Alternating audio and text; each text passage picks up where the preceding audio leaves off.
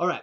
So today we're going to do a book review on The Mysteries of Godliness, A History of Mormon Temple Worship by John Buerger. Okay. I'm going to give this 2 stars. Now, I got to be honest with you. It might have been just the time I read it. Okay. So this book outlines LDS temple worship and some of the evolutions and changes that it makes. Okay. Now, I just didn't find it interesting at all. I don't feel like it contributed anything new. Now, granted, when it was published, I guess if I hadn't have, okay, slow down a little bit, slow down. All right, this is where I think this is why I think I'm giving it 2 stars, and genuinely why I probably did enjoy the book. In a nutshell, I didn't get anything out of it. I didn't learn anything. I didn't engage in anything. There were no insights out of it. But with that being said, I read a lot of books on LDS temple worship from a lot of different sources, and I usually get something unique or interesting out of it. And maybe what I found was this really just didn't have anything different. It seemed to compile a lot of concepts together, and it seemed to give some insights. It's got some quotes from Brigham Young, but I had read those all before. It's got some unique challenges, questions 20th century temples, things like that, and kind of how they fit in. Joseph's initial engagement in the Quorum of the Anointed, and then moves into Brigham's revisions as he was dictated to do it.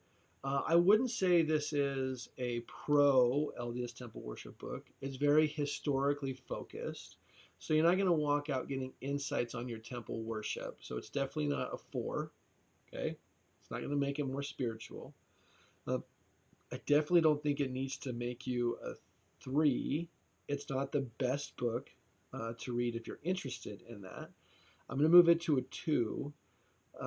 If you really need a temple book to read, this isn't like a faithful temple book.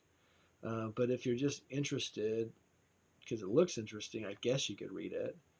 But it's not going to increase your faith in the temple. With that being said, it's probably it doesn't add enough context in a lot of the things for you to resolve any questions that come up in and of itself. It is a little more jaded and slighted than I would prefer it to be. And you can kind of see that in the text itself.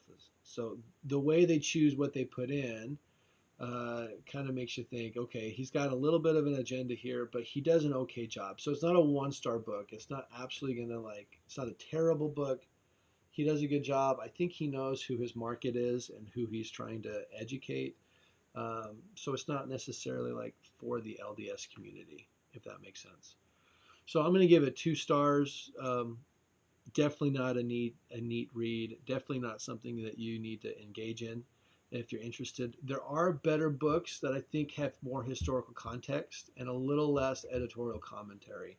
So if you want the historical context, go to I want to say Anderson Devries, I think that's his name, Documentary History on the Temple, 3-volume set. It covers Joseph's Quorum of the Anointed in the first one, the Nauvoo period records in the second one, and then the development of LDS temple worship.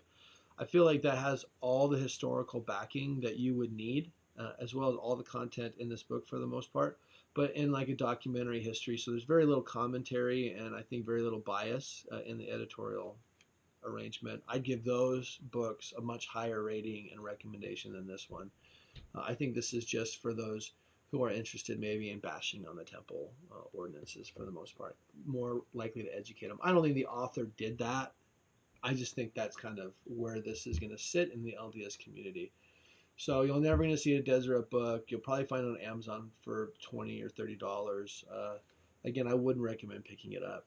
But it does cover everything from Joseph's Quorum of the Anointed into some of the revisions Brigham made, into some of the additional pieces that came in after for the development of temple worship. But it's super succinct, and it's just the weird stuff instead of kind of helping to highlight all of those items in context. Now, that's not necessarily the job of Buerger if he wants to just kind of put a brief history together, because that's a lot of content, but that's what it is. So 2 stars.